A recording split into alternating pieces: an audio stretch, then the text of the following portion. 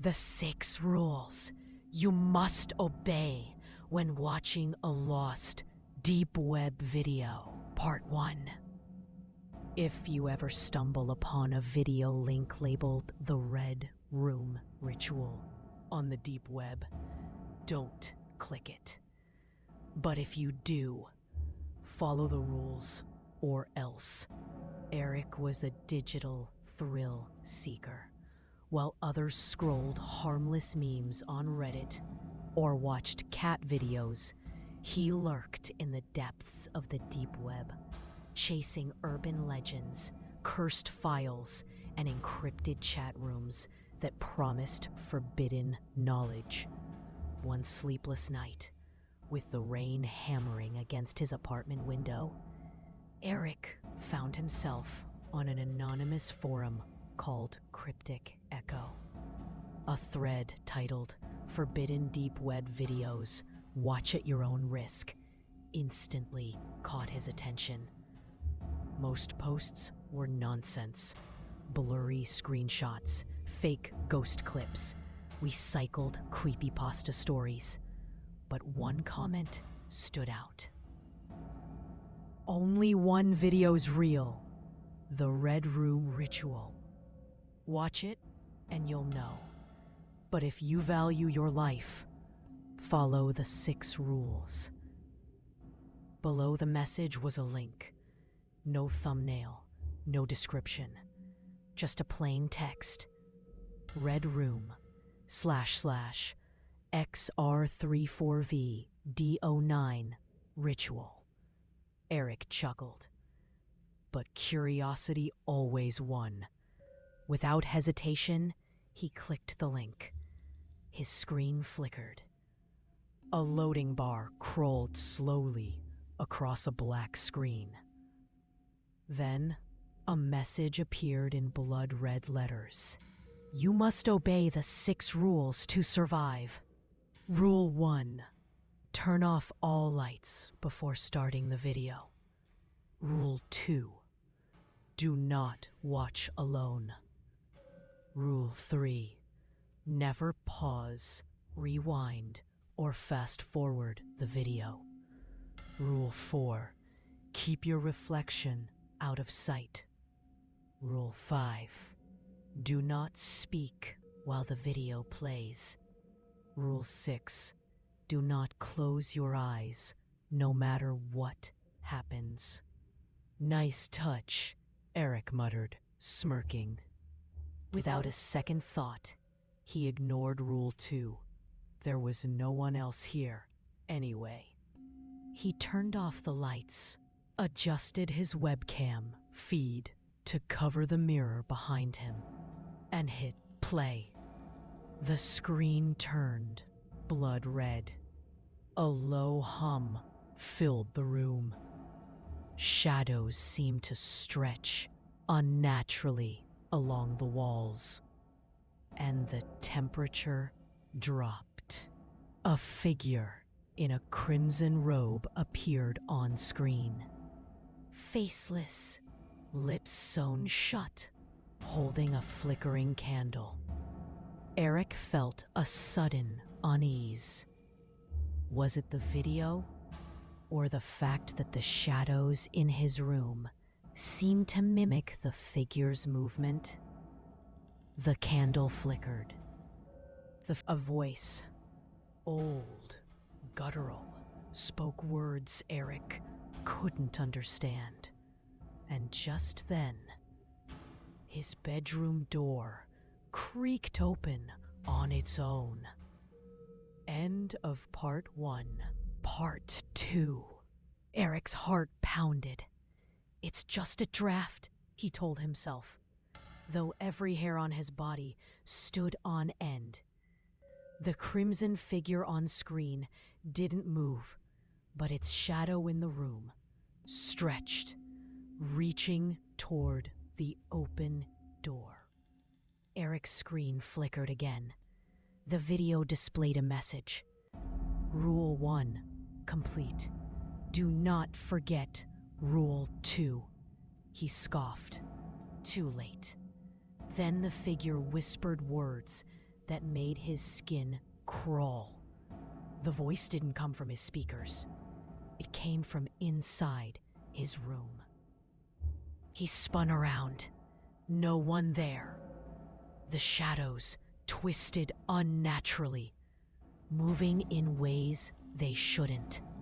The room felt heavier, like the air itself thickened with each passing second. The video continued.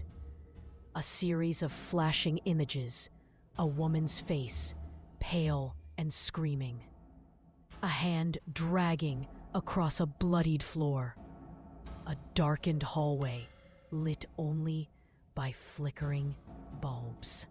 His instinct screamed at him to stop, but he remembered Rule 3.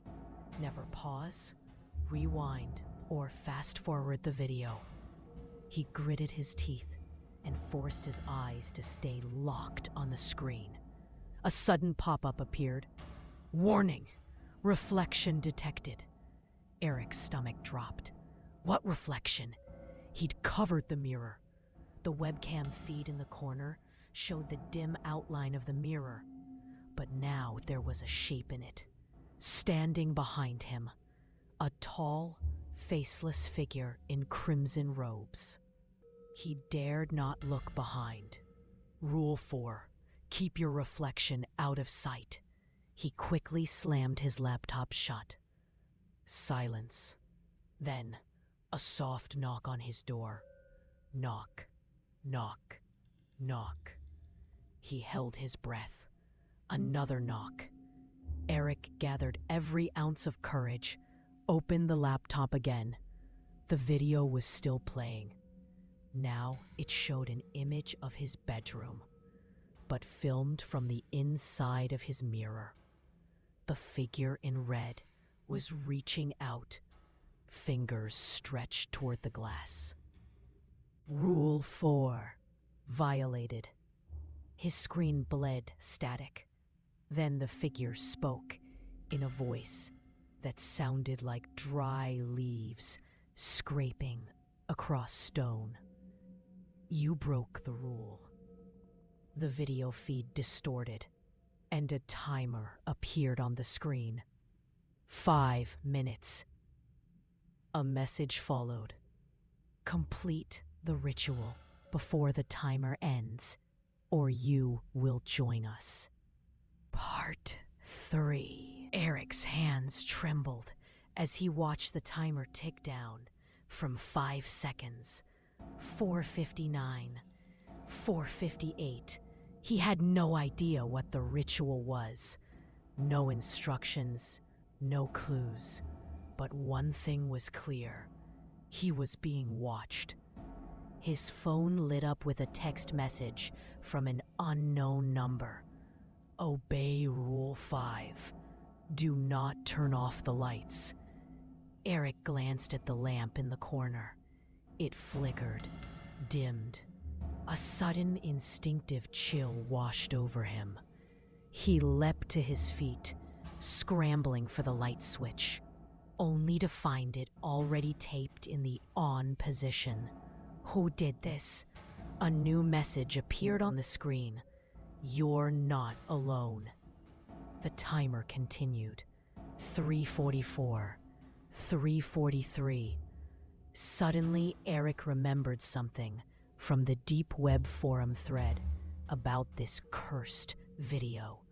An old post with a single line. If the timer appears, draw the blood circle. His heart raced. He grabbed a marker from his desk drawer and began to scrawl a crude circle around himself on the floor. Hands shaking, sweat beading down his face. The lights flickered again. From the corner of the room, something moved. He didn't dare look. 2:55, 2:54. His laptop screen showed a list of symbols. Another rule revealed itself. Rule 6. Speak the words when prompted, or be silenced forever. As soon as he completed the blood circle with the marker, a voice spoke through the laptop speakers. Low, wet, ancient. Say my name. Eric's throat went dry. On the screen, the name is Malvorith. He swallowed hard. Malvorith! A burst of static shook the screen. 2, 1, 59. The lights dimmed once more and the figure in the mirror moved. It stepped closer to the glass, its crimson hand pressed against the surface. Eric kept chanting. The laptop screen bled red. The figure paused, and then a final message appeared. Final rule. If you've broken any rule, pray. Eric's pulse thundered in his ears. He frantically checked each rule in his mind. Didn't skip or rewind. Tried to keep his reflection out. No. Lights stayed on, barely. Circle drawn, name spoken. But he violated Rule 4. The timer hit 0:30. A new text appeared on his phone. Behind you. He turned too slow. A cold, crimson hand emerged from the mirror. Part 4. Eric spun around and came face to face with nothing. The room was empty. The mirror reflected only him. Or so it seemed. The timer on the laptop blinked at 0:29, 0:28. He stumbled back, his foot smudging the marker circle. A fatal mistake. His phone buzzed again. You broke the circle. Suddenly, the lights in the room died with a sharp electrical snap. Total darkness. The only light was the faint, sickly glow from his laptop screen. And there, in the reflection of the laptop, not in the room, stood a figure. Tall, shadowy, eyes like burning coals. It raised a hand and pointed at him. The timer hit 10. A voice, no longer from the laptop, but from inside his room, growled. Eric, you should have obeyed all the rules. His breathing turned ragged. His body froze as an icy hand closed around his shoulder. He managed a glance at the mirror, but his reflection was gone. The figure from the video now stood in his place. The final countdown began. 05, 04. A whisper slithered into his ear. Say my name one last time. Eric stammered. Malvorith. Silence. The timer hit 00.